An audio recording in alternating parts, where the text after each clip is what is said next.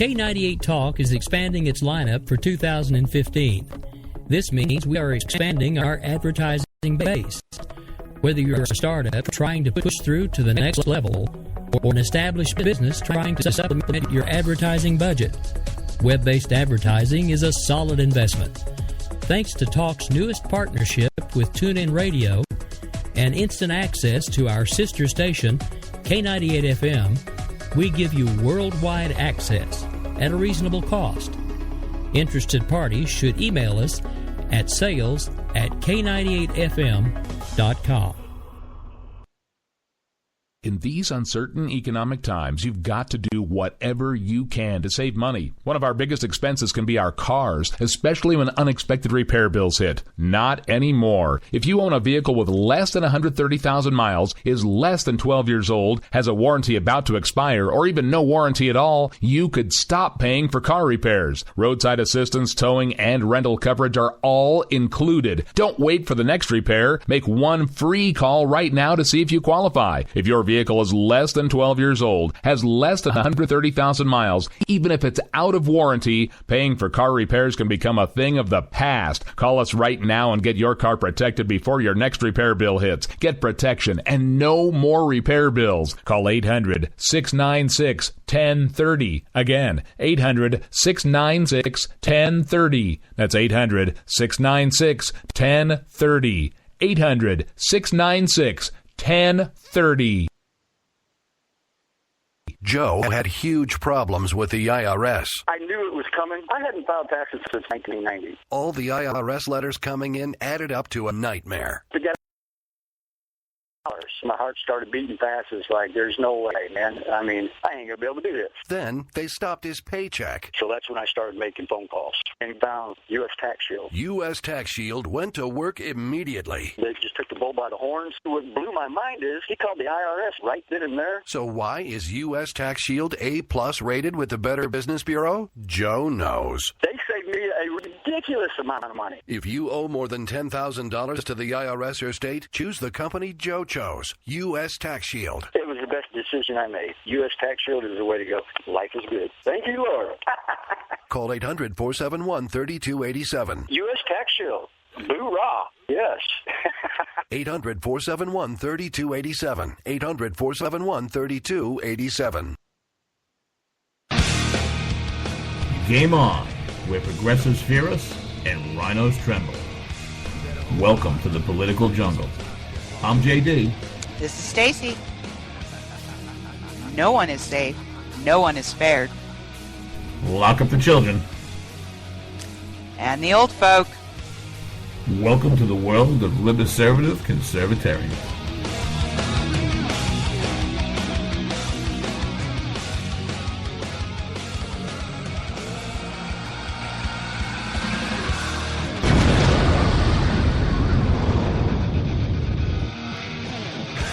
That's right, fellas. The next time your wife starts complaining about 20 minutes of unbearable, just boring, not being satisfaction, tell them, oh, listen, I had to sit through 2 hours of the Republican debate. Tuesday night, 20 after 11, December 15th, 2015. JD, Stacy, Ricky Tiki Tavi, Rick Robinson, and the very special Lou Bell River on that post-debate wrap up, or whatever the hell we're going to call this crap up. Welcome back to all our political geeks, freaks, and back alley sneaks. Trainwreck Radio has just jumped onto the rails. We're going to be doing some breakdown and analysis of the debate tonight. That should take about 14 seconds. Then we're going to talk about some stuff and maybe what people are getting for Christmas. But first, if you're up to something wrong with you, if you're doing drugs, get them into the chat room over at K98Talk.org. Merry Christmas. Let's get in the holiday season, suckers.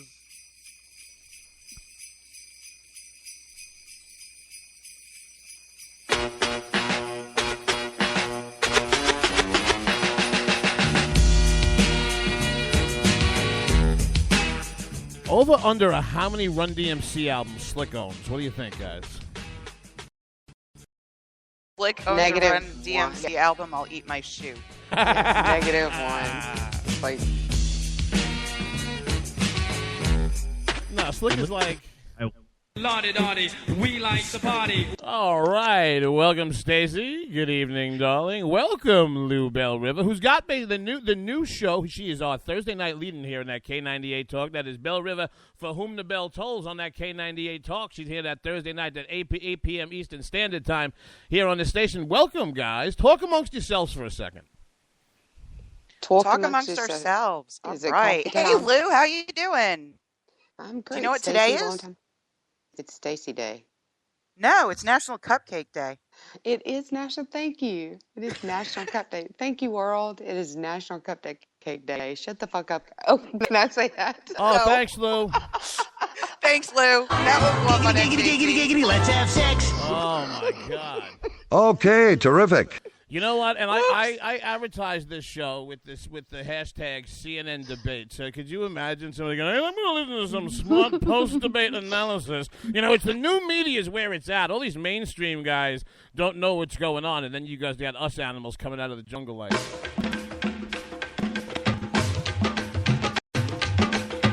Oh, God. You've already dropped an F-bomb, Lou. There's nowhere to go but up. I know. Usually Trainwreck Radio doesn't hit an F-bomb until, I don't know, about 25 minutes from now.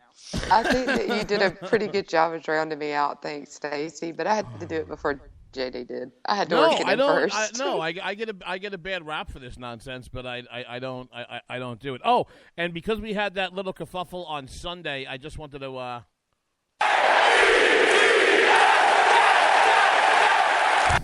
30-8. Ooh, with the wild card and the Chiefs right now, 8-5. My boy's looking good. Do you know what my favorite thing about Christmas being close is? What's that? We're that much closer to the end of football season when I never have to hear that clip again. Okay, terrific. Mm-hmm. I'll agree with you there, Stacy. I'm sorry, JD. I know you love your Jets, but I'm now playing that every. You're almost as annoying as a Patriots fan now. I am. Well, for those of you who are not familiar with Miss Bell River, the Lou Bell, she does For Whom the Bell Tolls here in K98 Talk that Thursday night before us at 8 p.m. Her and Dr. A. If you don't know Dr. A, don't get to know him. He's a little weird, but listen to his show. They follow us. I kid, Doc. I kid. They he follow likes to kid you too, so don't apologize. They follow Stacy and I noons now, right, with office hours. On we do, Sundays, correct? And what is your WNJC schedule? You up on that 1360 now too, right, baby? Tuesday drive time, 5 p.m. Ooh, fuck! Keep two hands on this. Listen. And I know what Lou sounds like on the radio, fella. I know what she sounds like, but you got to win that drive time, especially because them trucks they can see in your car. You got to keep two hands on the wheel when she's talking. I don't care how sexy she sounds. Two hands on the wheel. Thanks, JD. I love it when you do that. Anyway, okay, so there was a debate tonight. I know, and Hillary Clinton is now president, so let's all go home. Good night, folks. Now. Oh. Now. I think our good friend, Michael made a good point. We're actually wait a second. Before we get fired, the reason that I was giving Lou Bell the promo, because this is our night, and people listen to us. I want new people to listen to her. Before we both are standing on a corner with a cup and pencils in our hand, there's a very nice gentleman who happens to be on the panel with us. He does some shows and he owns the station. So before we prattle on, why don't we plug ourselves some Rick, baby? Okay. Really? That's all right. I was just going to listen to you guys. I'm trying to keep a straight face over here. Then shut up and plug your show, goddammit, so we can move on. Oh, so you won't drop the F-bomb, but you'll drop that one. All right. Oh, you know what? For everybody's kids who are in the room, first of all, don't have them listen to the show because people kill themselves. Da-da-da-da-da. Yeah, I've heard all that nonsense. But the other thing, you want to know something? I'll say it. Fuck off, okay? Seriously, all of you. Right, I don't care. It's Trainwreck Radio. We're not gonna make a habit of it. But no, there's gonna be no filter tonight. And as a matter of fact, this is the show I'm sending to WNJC. And we're gonna see. We're gonna see if Trader listens to this show. Oh man, that must have been a great show. The phones are blowing up off the hook. That's the FCC. Oh shit. Please don't send it without the bleeps. All right, Stacy. So now you wanted to take the reins of this pig nonsense, this monkey football banging. I can't say Yeah, these things without yeah. cussing. No, All right, it kind of in a lot of ways made me want to borrow a phrase from a truly excellent friend of ours that says, "Not my circus, not my monkeys." But in all seriousness, I will say this. What? I got an inappropriate bell? No, the inappropriate bell also doubles as the "you won a prize" bell. You just don't know what door I've opened in my head when I ring it. That's why it's an adventure. That's why the whole show is an adventure. That's why the whole show is an adventure. I put the seatbelt on, put your ear up against the radio, and go, I don't know what the crazy man is doing. No. But in all honesty, at least when our guys are up there, they're willing to talk about their ideas and actually have a difference of opinion and actually assert themselves. So if you haven't had the pleasure, and most of our listeners, I don't believe they do because we do it for them, watch a democratic discussion, at least this one has, some people up there who actually have a perspective. But I'd like to say this before we bring in Rick and Lou. Is what I found was, and I didn't. JD's been all locked up in capitalism all week, and I had checked out of the news cycle a little bit, and I caught a commercial, I think, when I was watching the game last night, Monday Night Football, and they had a commercial for the CNN debate that literally sickened me. I mean, they had the candidates face up there, and it really was like a prize fight or like the Super Bowl or something like that. And tonight, and we can't keep putting the boots on the necks of the moderators because I think the candidates in a lot of ways fell into this tonight. But I do as a general rule, but I found Wolf Blitzer to just be just a detestable tool of the mainstream left tonight.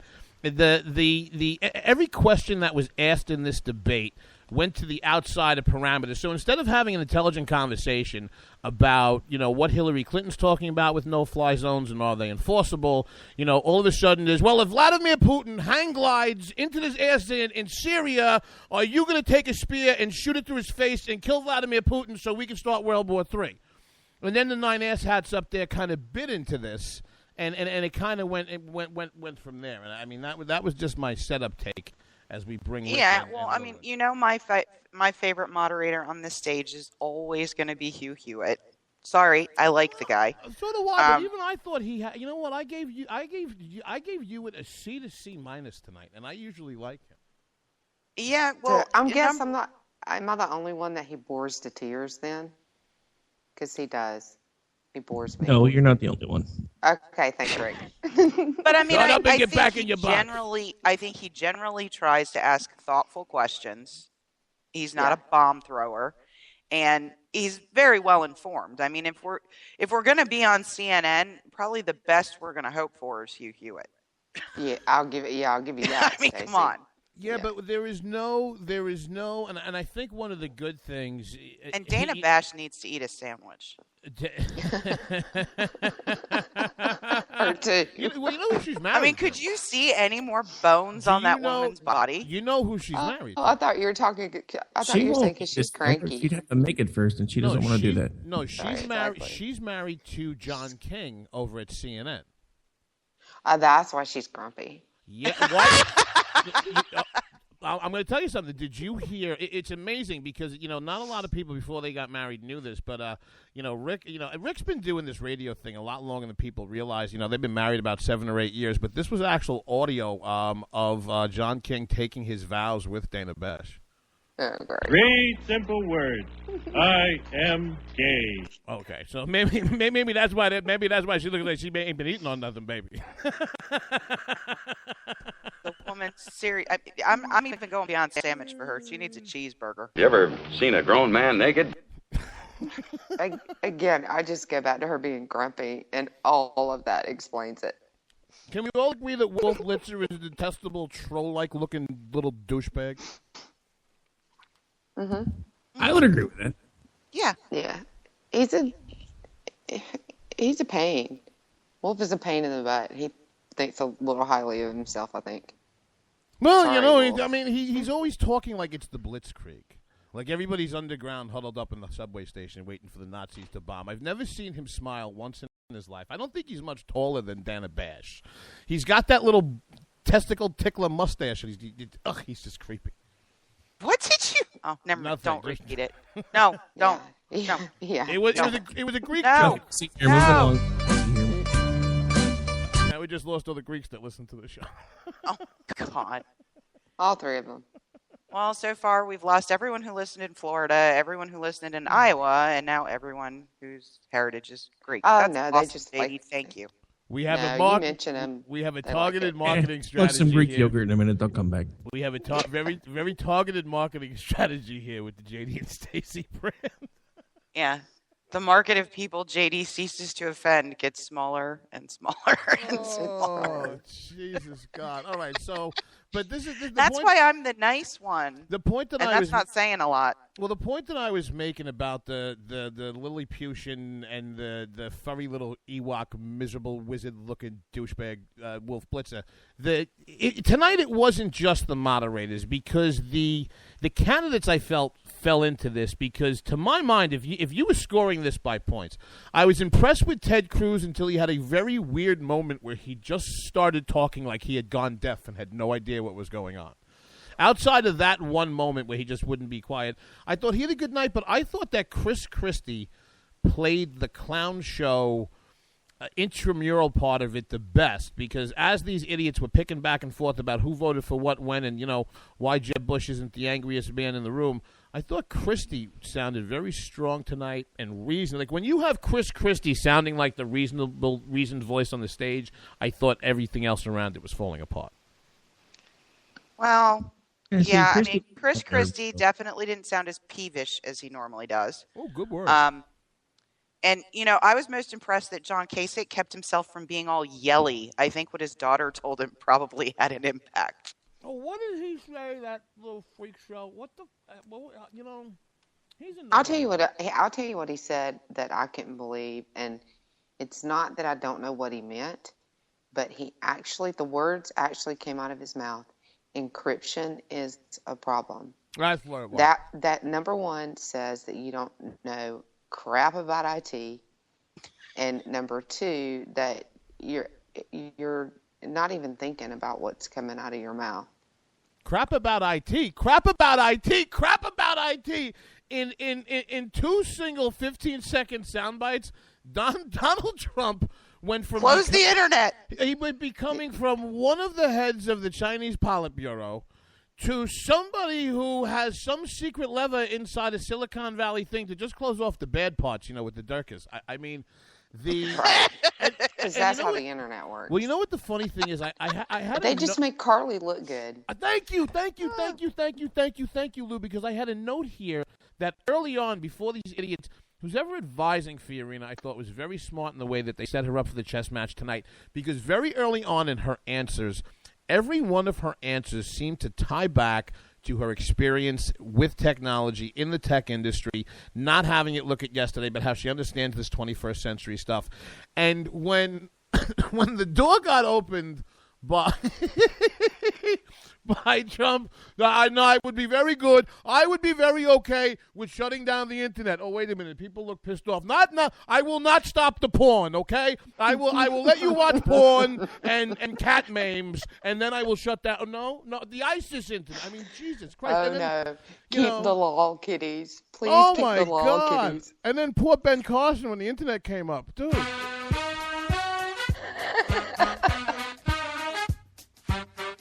I mean, this poor man is like, and I would like to thank all the people in the world today, and the children, and I'd like to talk about my tax plan. But it just, it was funny. The chess match of it, I thought Fiorina, with the way that she had so set up and tied every answer back to tech, and that became important when you realize that the people who want to run the free world, couldn't open an iPhone. Rand Paul, I think, is also the new secret stunning Democratic thing for me. Party. We all know what the Drudge poll's going to say, so we won't even go there. No, it's going to be huge. I can't. It's huge. Huge. Did you see Ted Cruz's huge tweet before the debate? That was epic. In every online poll, I win. Let me tell you something about online. This is what people do online. This is what they do. Many smart people with lots of money have told me people watch porn online, and then they go and they vote for Donald. And then they come back, and then they watch some porn, and then they vote for me. And then they watch some porn, and then they vote for me. And that's.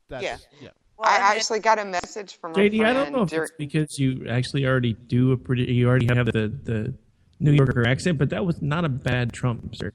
Of course he can do a Trump. He's from New York. He's been listening to his blowhardness forever. He's not hard to do. Drink a fifth of scotch, put a couple $100 bills in your pocket, put on a tie, sit down, you got it down. So here's the funniest thing. During the whole IT thing and closing down the internet, I got a note from a friend that's pretty savvy in IT that said, Carson, I like rainbows. I once saw a clown dance.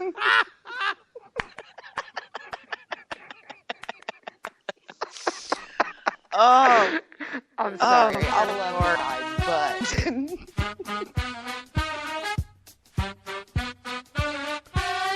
And I would like to thank. I have to say this, though. I have to say this. Carson's answer on the internet was not as bad as Donald Trump's about the nuclear triad. Oh God! The nuclear is very important. Very important. The whole nuclear. What the hell are you talking about? Well, this goes. Well, here's the. He had another one of those moments where Dana Bash said, "Well, you said on September 29th that you would support Ted Cruz as your vice president." I did, and she's like, "Yeah." I went back to it, and then he didn't say anything. Because look, I think people underestimate Trump. Trump is not. I think he's crazy stupid. You know what I'm saying? Like, he's up there going, "Hey, I did." Like, he says I did to everything, and then a lot of people back off and go, "Oh shit, Donald Trump just said something to me. Maybe I did." Oh wait, no, he didn't know what the hell he said. I mean, that was the whole point of that. I did. I mean, he was waiting for her Ted to tell Cruz him. wasn't qualified to handle nuclear weapons, but then you said he could be your VP. Which is it, Donald? I thought Ted Cruz. I think really? So what? I think from the Michael Sambello maniac tweet on, I think that Ted Cruz has played this perfectly. I think tonight, the whole take in my mind, and I could be wrong, and again, national polls, what do they mean at a time like this? You know what? I don't like you. Sorry, it's Ron's fault. What a national poll. But I always thought at the end of the day that it would be Trump's personality that flamed him out. And I think that tonight what you saw by some reaction in the debate hall is that the plainness that Trump speaks to, ban all Muslims. Trump says things out loud that people have in their head. And I think that's why they like him, because they think that a lot of other people equivocate. But I also think we joke about, your average person being stupid or this, that, and the other thing. But I think your average American is actually an open-hearted, good person at the end of the day. And I think tonight you started to see the dichotomy of Trump, where he was charming in certain ways, but he's starting to get a little bitchy. And I think that some of that didn't play well. Like when he started talking about, well, I'm at 41% in the polls and you're 3%. And listen, anybody that has to start a conversation, I'm a this and you're a that, Again, JD, you're a New Yorker. Are you not used to this from Trump? I mean, all of this. Well, no. I'll tell you why. No, and I'll tell you why. I'll tell you why I wasn't used to it, because I thought. And this is what I mean about as the campaign goes on, he's never been through a run like this. Even tonight he said, I've only been a politician for 6 months. You run for president, it's a year and a half. And he still hasn't really been a politician. Right. Anyway. And it's been a year and a half proposition. It starts to wear on you. But you had to interrupt me, didn't you? What the hell was I?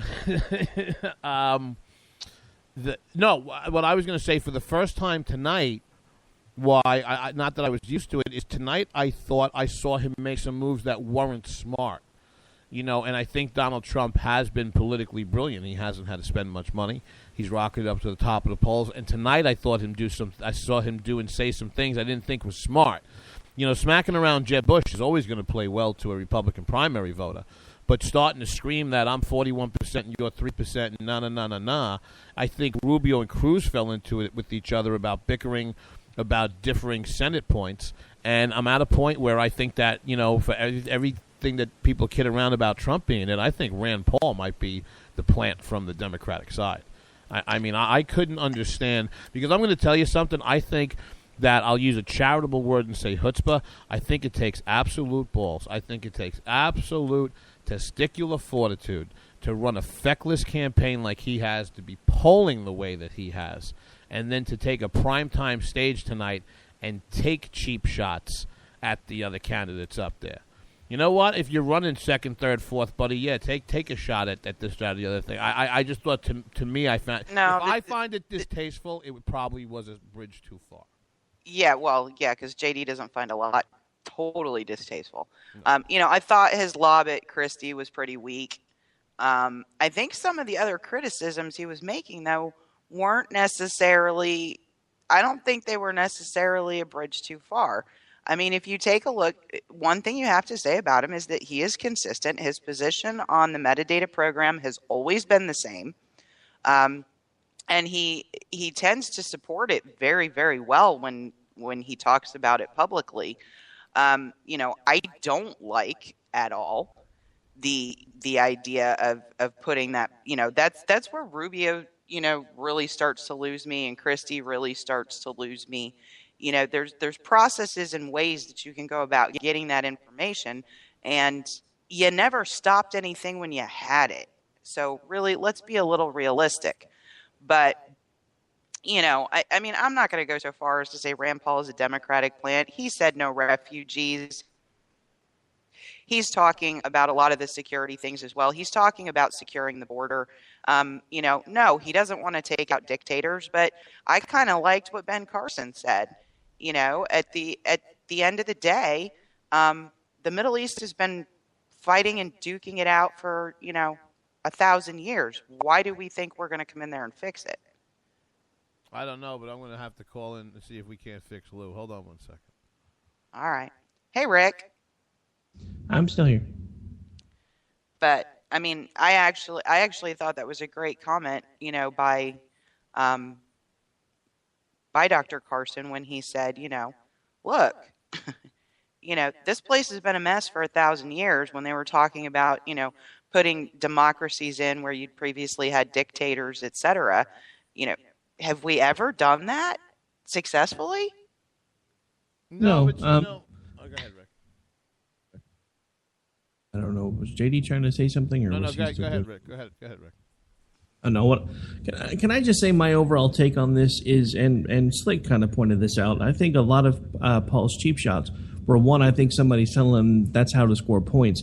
The other issue that we have is we have too many people that are on that stage right now that are still at 1%, 2%, and 3%. So they're all aiming and trying to get as many knockout shots as they can in during that 2-hour window.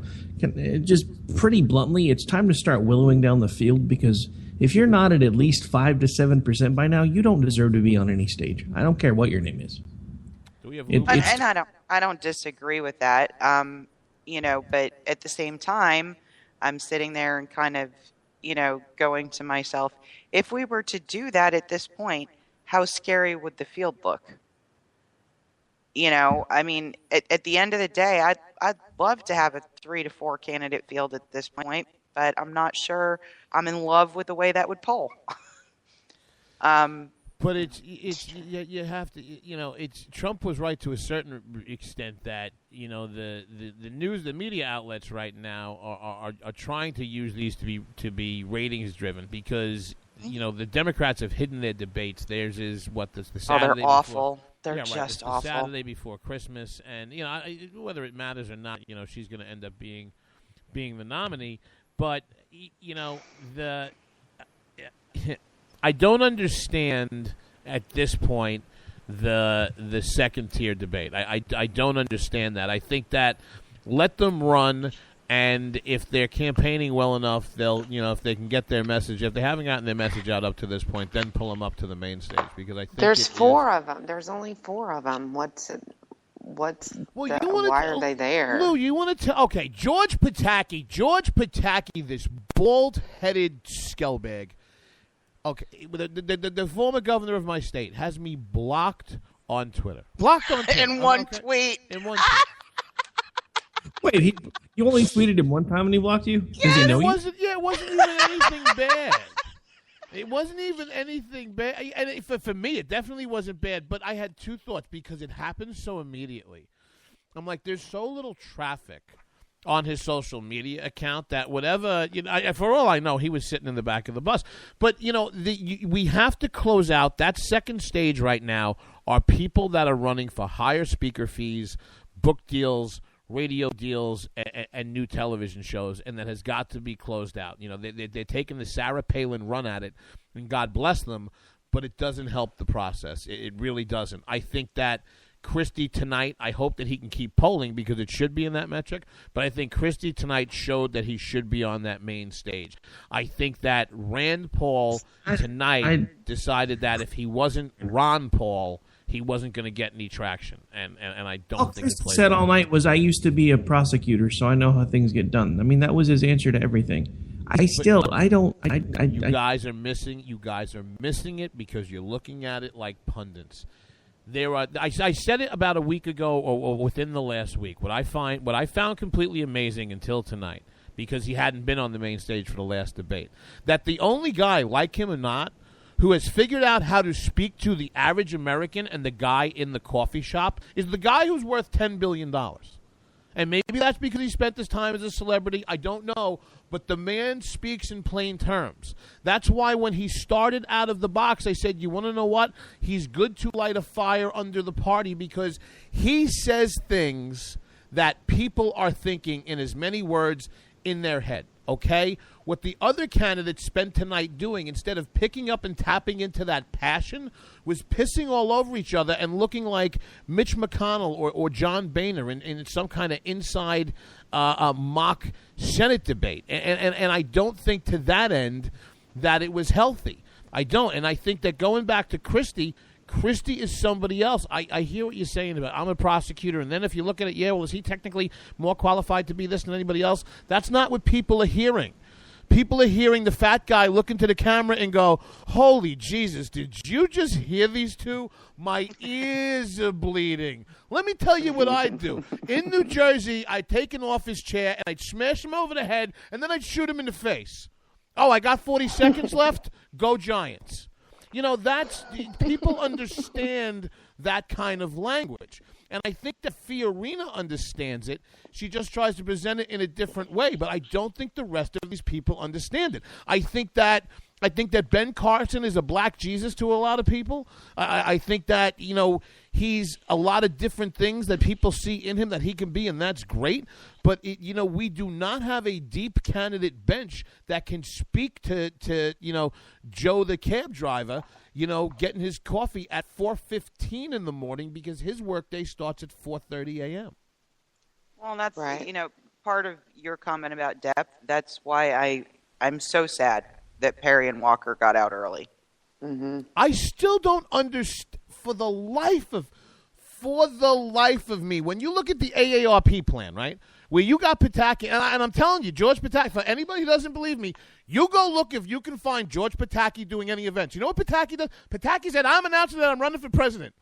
He goes to the debates, sits in the green room, has some free stuff, talks to people, and he goes home. And he doesn't spend $1. He's not out campaigning. He's on the debate plan. He doesn't go anywhere. Why in the hell were Perry and Walker out? So I don't understand it. And they could have gotten themselves this far down the process till the time the super PACs could spend the money. Does anybody understand that? No. I miss them, though. That's all you got is no? I mean, I think realized that maybe his campaign was still suffering from what happened in 2012. I had said at the beginning of the race that I believed very strongly if Rick Perry had not run in 12, he would have been top of the heap out of the gate in this election. Very popular governor. Texas was a thriving economic success. He appeared tough on the border. I know there's been a lot of press through Breitbart and Darby, and that it wasn't as effective as he to believe, but he was doing the best he could with a really broken federal system. At least he stood up. Ted Kennedy killed Mary Jo Kopechne. Killed Mary Jo Kopechne, okay, and gave what they consider today, when they called him the Lion of the Senate, one of these huge speeches at the convention in 1980.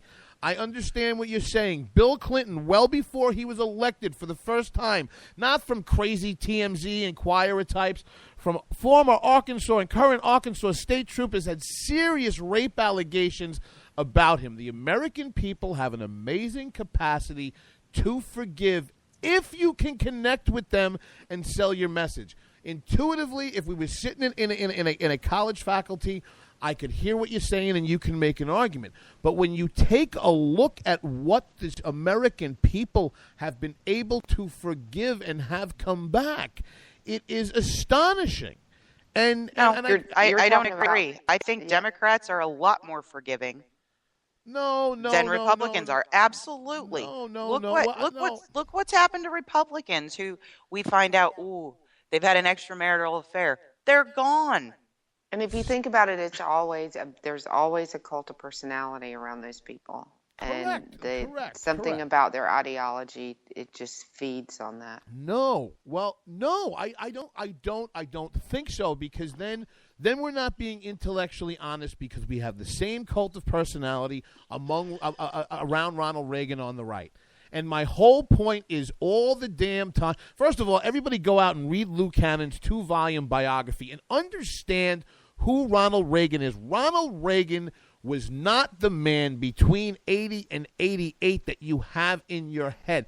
It was a lot more complicated, and yet it was a lot more simple. So when everybody looks for this next Reagan, you just need to – you know who can actually speak to people, on that level? He just hasn't been able to do it nationally. He did it in Iowa in the last cycle, is Rick Santorum. And I think he's got a little too loving him to Jeebus there, baby. That scares some people. But he's another one that can talk to you like you're a normal individual. There isn't anybody on the left that can do that. To Lou's point, it's all cult of personality. But on the right, you need that connectability, because to be completely honest, your average, or maybe even not your average, Republican primary voter doesn't believe anybody anymore. They don't believe what anybody has to say. And that's why everybody's top candidate has such soft support numbers with a second underneath, because they're ready to be disappointed and have to believe in somebody again. That personality that is bigger than life has not emerged. That movement conservative has not come up. The question is, who is it? Because Ronald Reagan was pissed all over when as an upstart, when he came in to disrupt, when he tried in 76 and 1980. And now all the conservatives want to do is put his face on Mount Rushmore. Well, I mean, if you take a look at it, number one, I think several candidates fail when they try to position themselves as Reagan on any number of fronts. Because there isn't going to be another Ronald Reagan. But if you start looking at, what Ronald Reagan did and did well, right? You start seeing someone who did look the American people directly in the eye. So if you look at the people across the stage, who's looking dead into the camera and talking to the people on the other side of it? You have Chris Christie. Okay, you have Ted Cruz for the most part, and you have Carly Fiorina. Everybody else is addressing the journalists like they're the ones that matter. And you know why? I'm sorry, Lou. Go ahead. No, I was just agreeing. No, but I'm saying, and the reason for that is this goes back to what Eric Erickson has been writing about now for close to a decade. It is this corrupt cartel of incompetent consultant class in the Republican Party at the national level for presidential campaigns. It is almost criminal. These guys just cash checks and walk away, and it's absolutely disgusting. And I honestly believe that the next Republican to win at the presidential level is going to have some kind of maverick campaign manager or maverick political advisor, or somebody that nobody's ever heard of. I mean, not so much David Axelrod. Why I believe the death of Scott Walker's campaign was dumping Liz Mayer. You want to know something? That's a good point. But again, when you go back to the capacity, especially in a cycle that goes on for this long, where a month is a lifetime, those two men had enough support, regardless of what their problems were and their missteps were out of the gate. Those two men had enough support to get here. After the story of 16 is written, I just would like to know exactly what it was, because I'm not just buying that, they jumped into this and I'm out. I don't know whether it was the families that came at him or what it was, but I don't understand. I've seen some writing on Walker where he really felt he peaked too early.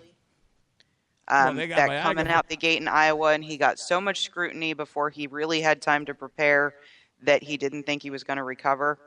And there may be some validity to that. I'm not sure everything with Perry happened so shortly after, he and Trump went at each other publicly, that I'm just not sure that he didn't say, well, that bloodbath kind of did me in.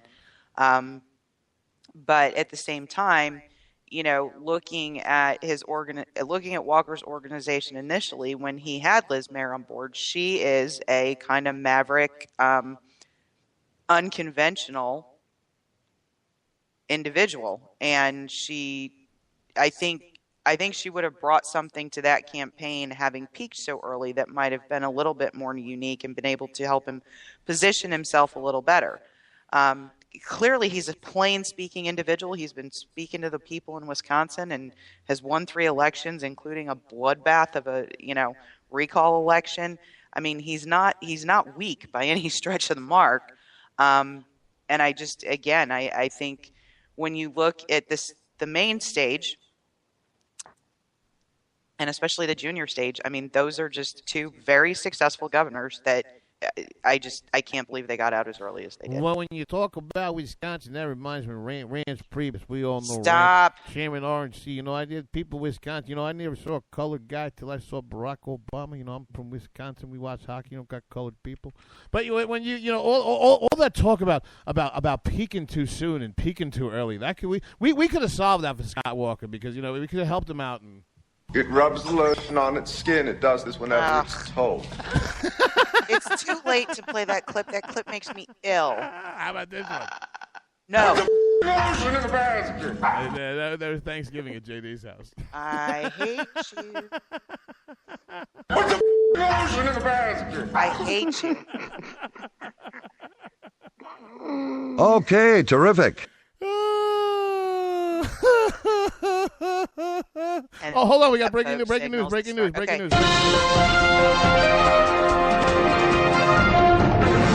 Audio from the ISIS goat farm. Those men wanted to have sex with me. Come on, that fits. It was like a foreign policy debate. That's what that, ladies and gentlemen, is the beginning of Trainwreck Radio. Exactly. That was disappointing to me. I bring nothing to the table. That's how I felt. That's how I felt after the debate. You guys bring nothing to the table. You all made Carly look really great because she's the only one with a freaking brain in her head. Except for Ted Cruz. He's smart, but, Yeah, but, that kind of little pissing match between him and Marco Rubio about who did what about immigration. At this point, after their little fisticuffs in the press and their little wham, wham, wham tonight on the stage, I don't really believe either one of them. I got to tell you something. I mean, if you were sitting here like an HBO fight card, I had 4 rounds honestly, if you were doing it on points, I had it, Christie, Cruz, maybe Fiorina. In the third, because I think that she continues to be able to get her message out, and I felt that I thought Cruz was strong except for his one Admiral Stockdale moment tonight when he was just like, they're like, okay, and we're going to take a break. Oh, I haven't done it. 11 refugees and we're going to climb. I'm like, what are you talking about? I mean, he just went all like, I hate this place. Nothing works here. The medications don't work. I've been here for 7 years. Like, was I the only person who thought that was kind of like a half a lunatic op? Like, did anybody else go? No, he did have a half a lunatic moment. Oh, yeah, God. It was. And by the end of the debate, Well, you know what? They in Las Vegas, that's that cocaine, baby.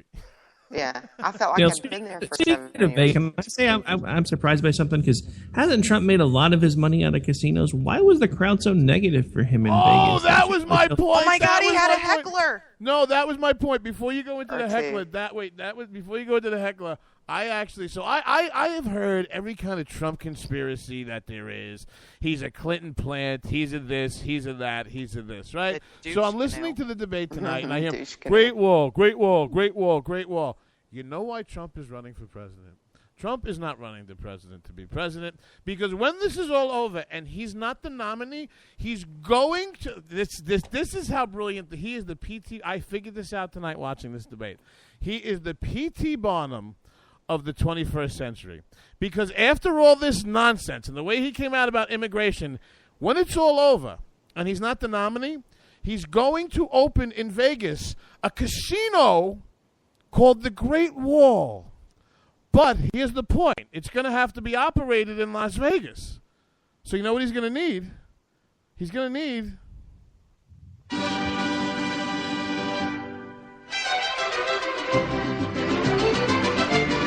And the side of the Great Wall Casino will have a beautiful door for all the Mexican workers to come in and work at below union wages. That is the plan. He is opening the Great Wall Casino. I have figured it out. Well, you know, I will say this. At the end of... Yeah. Bridge, too far. But at the end of the debate, when you had said, many of my listeners are concerned that you are going to ensure a Hillary Clinton win with an independent run. You know, when he answered that question, he almost looked tired. Like, I'm not thinking that being a politician is as much fun as maybe he thought it was going to be. Oh no! Nope. I think it's wearing on him. I do. Well, and I think Jeb Bush actually made a really good point. Like, you think you're being treated unfairly now? Have you seen what happens to Republican presidents? Stay out the bushes. I understand that, but you got a guy who's like writing cease and desist orders. Don't run that ad. Are you serious? Jeb Bush again is the unhappy warrior because he says things and then he clenches his face like this smarmy 13-year-old. He looks like his mom. See, I'm right. And he's just sitting there, and he's shaking his head, and his face is getting tighter and tighter, and he's just getting more pissed off that America hasn't figured out how great that he is. And here's the other thing, and you want to know something? Let me go back to your average Republican primary voter who was a 2-term president who got elected in the middle of a very unpopular war, who the left loved to lambaste and ba-ba-ba-ba-ba and ba-ba-ba-ba-ba. It was George W. Bush. And say what you will about the man, but he spoke to the average American person. I saw right before the Army-Navy game one of the most amazing pictures. I had forgotten that it was out there. He was at West Point's graduation, and he's walking up he's getting introduced by one of the cadets, and he walks up, and he jumps up in the air, and they chest bump. I challenge anybody in the audience listening to the show, Republican, Democrat, right, left, or center, you know what? I'll give you until right after the new year. You go find me a picture of Barack Hussein Obama bumping and jumping up and chest bumping with any member of the military or cadet in an academy. Bumps. And you want to know something else? Can't. Exactly. You want to know something else? You won't. Right? It's not there because he's a pussy. Oh, I'm sorry. Did I say that out? You're going to have to be on a 2-week suspend now, Rick. We're suspending the boss. JD, I'm going to tell you what you're right about right there. And I want to call this debate the Butthurt McWawa debate. Because The Butthurt McWawa? Yeah, I stole that from a Twitter account. But everybody on the stage, except for a couple of people, acted the whole time like they were Butthurt McWawas. Well, you know what I loved about Kasich? Nothing? Well, nothing except every time he talks, he does jazz hands. Did you notice? Yes, he's been doing that for a while. He does jazz hands because he wants everybody to be comfortable. No microaggressions, just jazz hands. God. Oh my God! I'm like, put your hands down. Oh man. Well, Yeah, he needs some media training. You know, we were talking about. You know what they say about those jazz hands? No. I know there's an emoji for that. Is there really? Yeah. Oh, that's horrible. But you know what there's going to be in 2016? Potato emoji. Potato emoji. Oh my God. Hey, where are the white women at? I hate this place. Nothing works here. The medications don't work. I've been here for 7 years. Oh, You're so, insane. okay. I have a question. Go. If you had to put money on the table and take odds, who are the next two people that drop out? Oh, usually when I put money on the table, that's what happens. I'm sorry. No, that's when you put money in a G-string. Shut up. Who's going to drop out, or who do we want to drop out? No, who's gonna? There's no incentive for anybody to right now. There really isn't. I mean, unless they decide there really is no incentive. If you've gotten this far in the process and you still have a Pataki, you still have a Lindsey Graham, there's no incentive for anybody to get out. You heard it tonight on the stage. Regardless of where these people are polling, there is not one of them up there that is not firmly convinced that not only should they be, but they can be the next president of the United States. And I think that gives some of them political myopathy. But I just don't think. And then when you get into the silly season of this billionaire is going to decide that this 4% candidate is worth putting the money into the super PACs, and I'm not bemoaning the super PAC structure. I'm not.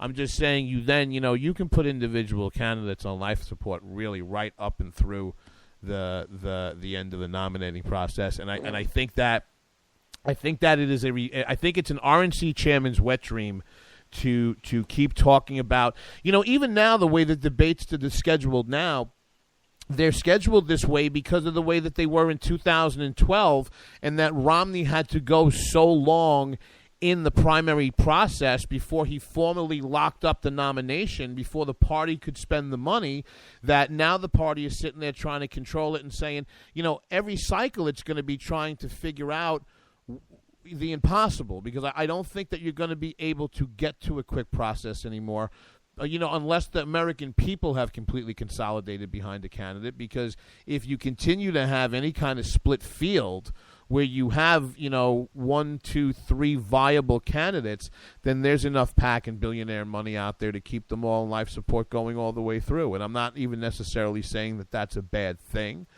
But it ends this fantasy of thinking that, it's going to be over in April. Like everybody buckle in for the same cycle that you saw in 2012.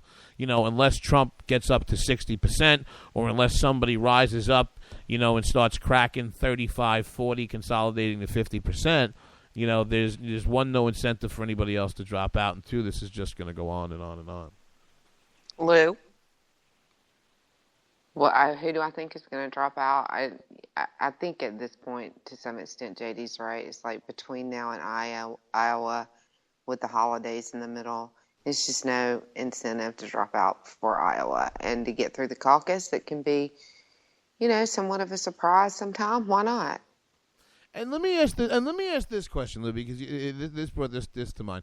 So one of the points that I had been making about a week or two ago is that nobody's cast a vote yet, and if you take a look at the polling, it's unlikely that Trump's going to win Iowa, and Chris Christie's got a pretty good shot at winning New Hampshire. So let's assume Donald Trump doesn't win the first two states. Regardless of who wins, it's probably not going to be the person that eventually gets the nomination, but it's going to change the news cycle.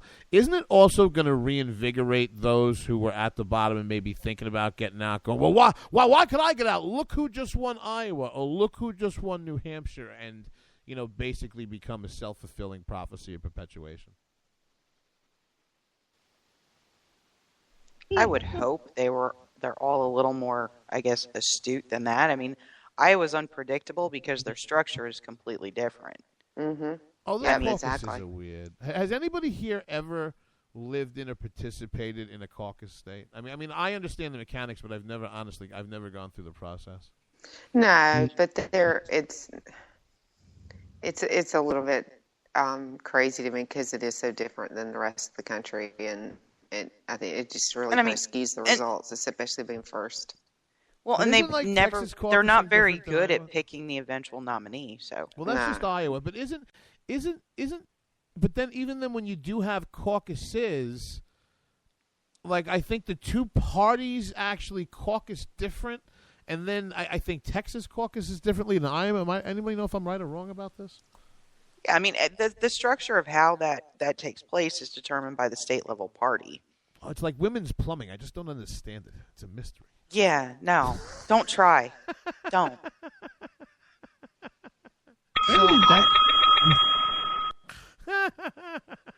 All right. So speaking of caucuses and conventions and everything else, any thoughts on this supposed brokered primary that the RNC is like all trying to push for now? Another wet dream. Another fantasy. Yeah, you're telling me right now at the RNC, if you locked 400 male RNC members in a room, you couldn't find two balls between the whole bunch. And now you're going to tell me that the delegates after 30 years, this is going to be like Donovan McNabb not knowing what the overtime rules were in the NFL about 7 or 8 years ago. These idiots aren't going to know what to do. You know who would know? Selena Zito would know. Jay Cost would know. These morons don't. They go there so that they can have a mistress or they get out of parking tickets. The delegate scam is such a that's just one man's opinion. Don't hold back, man. Let's see. Okay, terrific. Okay, terrific. Oh, I just can't hear that sound effect enough, I can tell you. Hey, listen, it's like JD. Especially on debate night. Listen. Don't worry about it.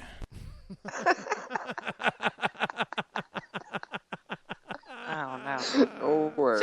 So we Let's like. pick up to where everything all started because, I mean, it's going to be the same answer as everybody else. I don't.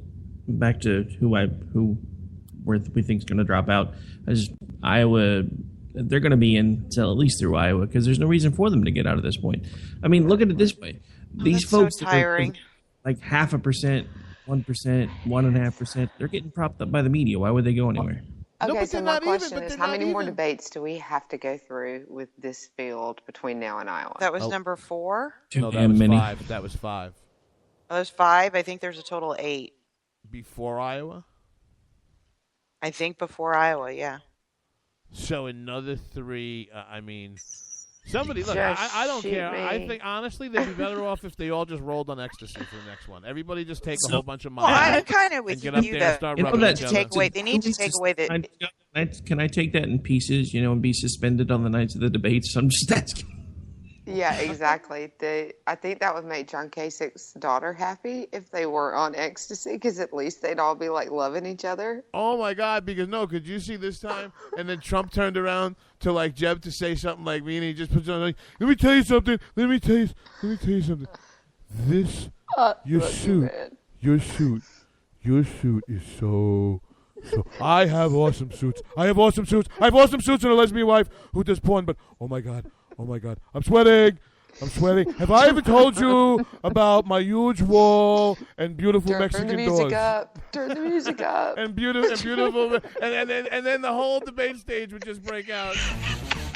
It turned into a rave. That would be awesome. Now, that's a debate I want to watch. Oh my God. I feel like I'm in time warp. like the party.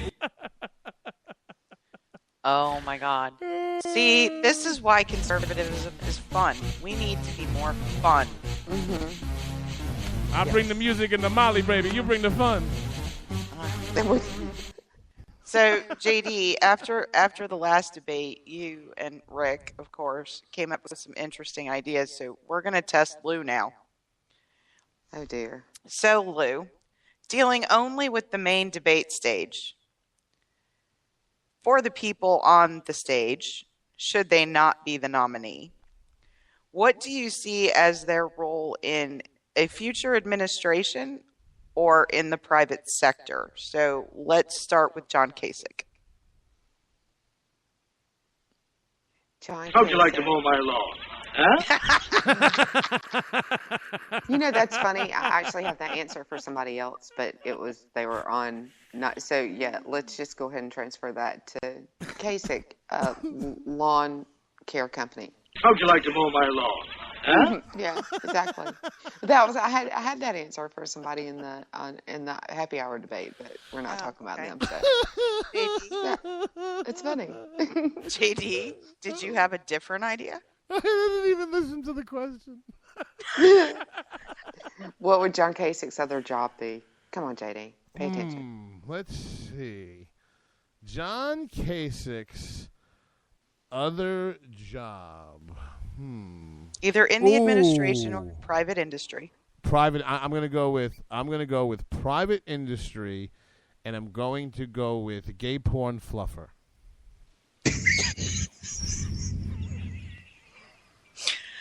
Rick, can you top that? Terrific. I'm John Kasich, and I'm conservative, but they kicked me out of the race for president. And now I'm just going to sit here with my mouth open. So Jazz hands. Point of order: is this the job that he should have, or the job that I want him to have? Oh, listen, I don't. It's the latter, Rick. When John Kasich goes to work every day, I don't know why John Kasich is telling me how to be a conservative. Because you know what? When he's at work every day, I don't show up where he's working in the Greyhound men's room and tell him where to put the little paper bag on the floor so they can't see the little kid's feet in it when he's in there with the stall. And I just expect the same respect out of him. All right, moving on. What were you going to say, Rick? Crash test dummy. Okay. That's a good Short one. and to the point. I like that. Rick, why don't you start with Carly Fiorina? You didn't have any bus station pedophilia jokes. Good job. Well, you know, it's your show. I got to leave the quality stuff to you. Oh, God. Carly Fiorina. That was the happy hour debate. Stop. I know what guys want. I know what boys want. Yeah, but my job for him was going to be Boy Scout leader, so that works. I'm smart enough, and doggone it, people like me. All right, JD, get off the soundboard. I'm sorry. Yeah, no more bored. Rick. Okay, so back to Carly Fiorina. I don't know. At this point, I can't even concentrate. Somebody else needs to take a turn for a second. Vice president. If she's not the nominee, she should be the vice president.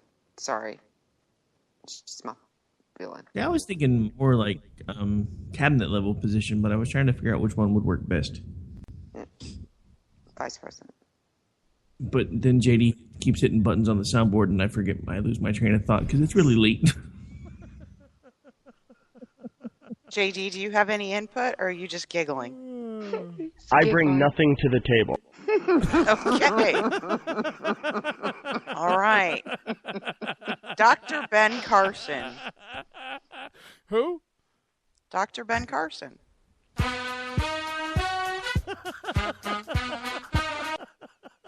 I'm going to break your arm the next time I see you. I'd like to thank all the people in the world today and the children. I'm going to hold him down for you, Stacey. Okay, good. Oh, You told me last time you couldn't help me fix him. I know people that would pay good money. But I can hold him down while you beat him. There you go. So if Dr. Ben Carson does not get the nomination, what should be his job? Supreme Court Justice. Oh, wait a second. I kind of like that, actually. I do, too. But I will tell you, I did have a thought with Ben Carson. And if you take a look at how much... Remember how I said when I thought one of the most disappointing things about the Rand Paul candidacy for president is that whether or not he actually got anywhere with it, I was very surprised and disappointed that he really did not and has not in this election cycle become the movement conservative that I thought that he could be, because I don't think Paul Ryan is the man to rally around. And I think that Ben Carson might be that person. I think that Ben Carson, because there's so much that I think he'd do well at. I think Ben Carson would be a great Supreme Court justice. I think that he would be a HHS or whatever you want to call this disaster we have. I think he should be a special assignment to fix the mess known as Obamacare. Uh-huh. You know, but I honestly think that he may,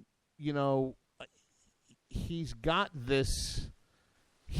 a goofy William F. Buckley to him. That's like the best way. I mean, it's, and I'm trying to articulate this the right way because he's definitely not goofy. I mean, he's brilliant, but he's affable.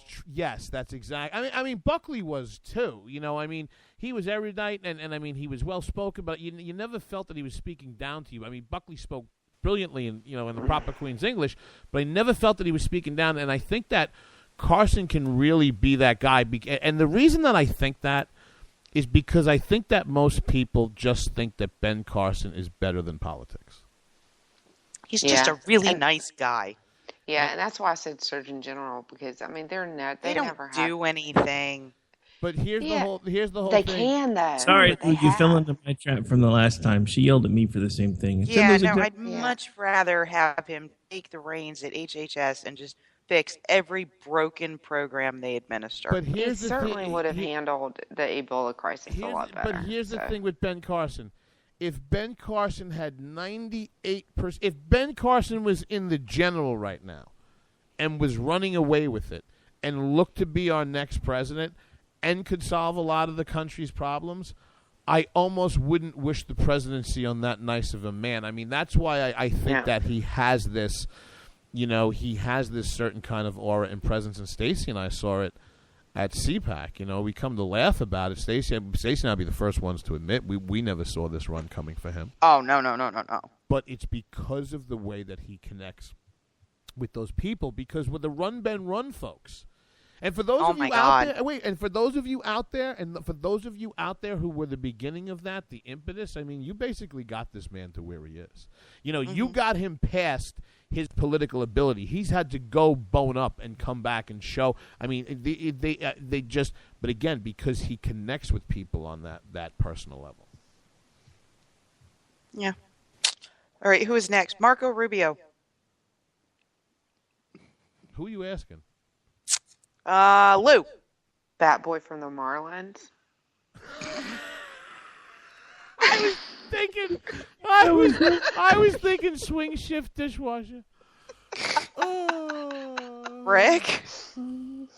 Well, I know somebody else has already said this, but I'm going to have to go with lawn care guy. Okay. Wow. How'd you like to mow my lawn? Huh? That was a racist moment. No, it wasn't. No, it wasn't. Because when we went to Right Online and we had that lunch with him, if we didn't know who it was, we would have turned and asked and said, "I'll have the salmon," and you know that. No, he was just short. Like, he's seriously short. How would you like I'm to mow my lawn? 5'9". Huh? Yeah. Which is okay to make fun of, which is what I did. But he does have the dishwasher thing was bad. He didn't use it at Hey, all actually- tonight, but he Wait a has the second. best Wait a smile second. in Wait the a race. second. Wait a He second. really does. Wait a second. Just to give props to somebody in the chat room, I kind of like Slick suggesting he thinks Rubio Stop should it, go work- Slick. That's awful. What he Oh, said? that is a good idea. I'm not going to Janitor- say it out loud. Janitor, Okay, I'll look in the Janitor, chat get room. It was slick. There's no telling. That was that. Oh, that- Slick. Oh, you hold on a second. Hold on a second. This pisses me off to the nth degree. This goes back to what we were speaking about when everyone. You want to know something? No.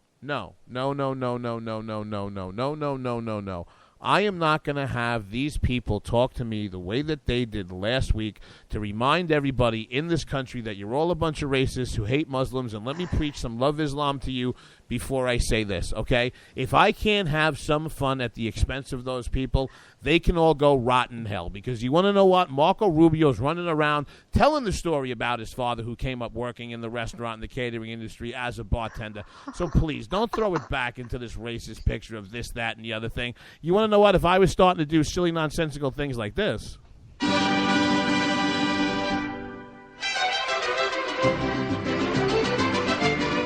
not Mexican, he's Cuban.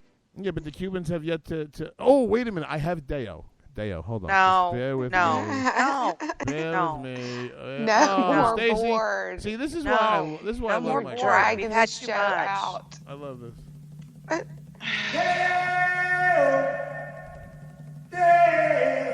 You happy now? No. Donald Trump. Did I miss somebody?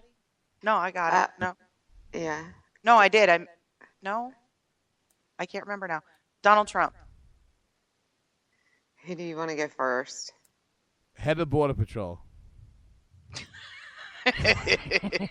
I'm down with that.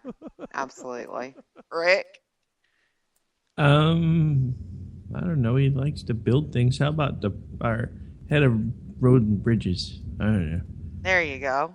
Yeah, right. thanks give for him a phoning it in. low-level Thanks cabinet, for a low-level phoning it in, position. boss. Thanks for phoning it in. That's what you give us? Yeah. He likes to build things. You spent like 40 minutes of your show playing with a soundboard. You're talking about me phoning it in. I'm tired. It's late. Okay. Jeb Bush. Wait, Cheryl in the chat room. Best thing for Trump. Trump can be a pimp. Cheryl, you win a prize. Awesome. Who's to say he's not already? My wife with the lesbian porn and the Mexican wall. Let me tell you about my wife's beautiful door behind her wall. Oh, my God. Yep. My wife's beautiful. Oh, Captain, Captain said he can be Miss Stacy's chauffeur. Oh, wow. Yeah, Give Lou's him got Ron. Lou's got a fighter pilot with a PhD. What do you got? No, that was Ron that said that. Oh, Captain, my Captain Ron. So, Jeb Bush's next career move.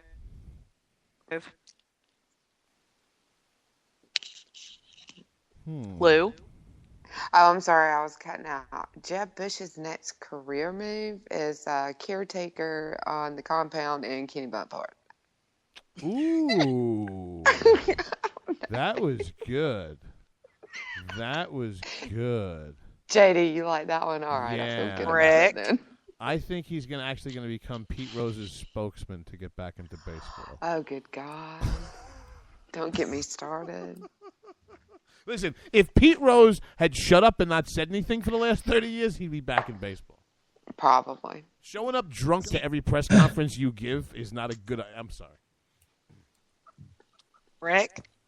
See, it's late, so every answer that pops into my head is really wrong, but I'm just going to say it anyway. Bomb vest tester? Ooh. I liked JD's answer last time. It's still sticking. What was it? The guy who's well in the cold and flu commercial. Oh! That's right. No. He looks like the after in the before and after in a cold and flu commercial. That's what it was. Okay, I want to change my answer. Jeb Bush's job, if he doesn't win president, he should be the after picture in the before and after and for the cold and flu commercials. Yeah. They're all sad faces. I'm so sad. All right. Ted Cruz. Lou? Oh, I'm going to give the one that my husband would give for this one. Is he would star as Grandpa in the remake of The Monsters. He does look like Count. I told you, he is a Count Chocula looking motherfucker. Yeah, stole that one from my man. husband. I'd vote for the man for president, but he looks like Count Chocula. Yep. Dang, I wish I would have thought of that one. Sorry. See. Ted That's Cruz. okay. If he wasn't going to be POTUS, what would I have him do? Let's see. Oh, I'll tell you what. He could be a nice fucking preacher. wanted to hit your soundboard again. I did. Televangelist. Yeah. Rick. Actually, I'm going to be somewhat serious on this one. I think you would make a good vice president. I actually think he'd make a great attorney general. I think he'd make good. Seriously, good either one. Yeah, I think he'd make a good president too. I do, but I will tell you what. If politics doesn't work out, I think him and Frankenberry are gonna open themselves like a frozen yogurt shop or something, and they'll be just fine. Chris Christie. Rick. Dunkin' Donuts maker. AG or head of Homeland Security. Anything that doesn't require him to wear baseball pants. Is it late enough at night? Picture that lives in infamy. Is it in late my enough? brain? Is it I late? can't. Is it late enough? It is a sight I will never be able to unsee. And it's all Brian's fault. Is it late enough at night on the radio to say fupa and explain what that means? No. Okay, terrific. If you haven't seen the picture, Google Chris Christie baseball pants. And then you can send all of your hate mail to Lou. That would be great. I'm one of those people that once it's seen, it can never be unseen. No, it's not. As soon as she said anything but that picture popped into my head. For those of you who are playing along with the home version of Trainwreck Radio, there is a difference between a fupa and a male camel toe. So for those of you who are just going to... Oh, God. We just said don't, JD, and you did it anyway. Since when JD listens. What? Did I forget a candidate? The chat room's going to have to... Rand Paul. Jerry Curl salesman. I was trying to think of something to do with this. Let your soul glow. I don't know. After his wine easy sounded tonight, I'm going to have to go with Tampax spokesman. Ooh, I like that. Ooh. He could be a tampon string. Dang, Rick. That was harsh. I think, yeah, I don't know. Late night. I think you should just be a senator from Kentucky. No, after tonight, I don't. I think he should go away. I think he should sit in the corner and think about what he's done. I think he should be a community organizer. He basically is. I mean, the whole state of Kentucky is just basically a loosely organized. No, he can't be a community organizer because that would probably put him in the White House in 2020. Okay. Good one. And Ron comes up with Buster Brown shoe salesman. Yes. That was, you did it again. Oh, captaincy, that's why you're my captain, Ron. And I am merely the wimp. That's great, Buster Brown. That's awesome. My kid with the stupid hat and the thing and the dog and the little girls like the Pegasus, like with the Hasidics. Oh my God, that's great. Oh my God. Well. Christmas music? What? No, not Christmas music. Only if it's Beaker now. It is. This is Bing Crosby. Bing Crosby and the What's Up crew. No. We've got to start playing Obama Got Run Over by a Reindeer again. You want to know something there, Buttercup? That's not what you were calling me before the show. Baby, we weren't supposed to tell people that. That's called the safe word, baby. Hold on a second. No, that's called the JD didn't want to go on the radio word. Just don't call her Cupcake because that's my name. Yeah. If you called me Cupcake, I'd never speak to him again. Obama got run over by a reindeer walking from the White House Christmas Eve. That fest isn't festive enough for you? I love this. Well, as for me and Grandpa Biden, we believe he was smoking with the Tune Gang.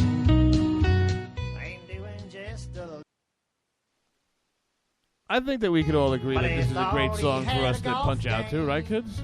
Yep. Yeah. If there's anybody still left listening, I'd like to thank everybody joining us here on K98 Talk, especially in the chat room. Bell River. Check out Alpha Whom the Bell Tolls on that Thursday night, 8 p.m. Eastern Standard Time. Boss, Ricky Ticky Tavi Rick Robinson. We want to thank you very much. You check him out on that America Off the Rails 5 nights a week on that 11 p.m. But he's doing 8 days of radio. So where else can they find you, boss? 24/7 Red State Talk Radio, WNJC 1360. Oh, that's great. Everybody stop listening at about... That's good. Everybody stop listening at about 12:24. And you know where I can be found, kids. I'll be wearing a bulletproof vest. Enjoy the song. So proud of Grandpa Biden.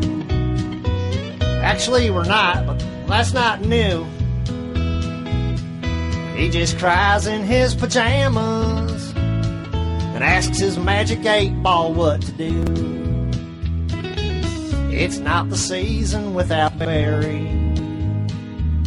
No Christmas speech to make it right. And now, however will we make it? Not hearing I and me drone on throughout the night. Obama got run over by a reindeer walking from the White House Christmas Eve. You can say there's no such thing as Santa. Well, as for me and Grandpa Biden, we believe. Now the country is in mourning, dressed in black from head to toe. All except, of course, the white folks, 'cause Reverend Al and Jesse Jackson told them no. White folks! Hope and change, it never happened. A worthless legacy of crap. Sing it, baby. He should have never had a POTUS who couldn't even find his ass without a map. Obama got run over by a reindeer walking from the White House Christmas Eve. You can say there's no such thing as Santa. Well, as for me and Grandpa Biden, we believe. One more time. Obama got run over by a reindeer walking from the White House Christmas Eve. You can say there's no such thing as Santa. Well, as for me and Grandpa Biden, we believe.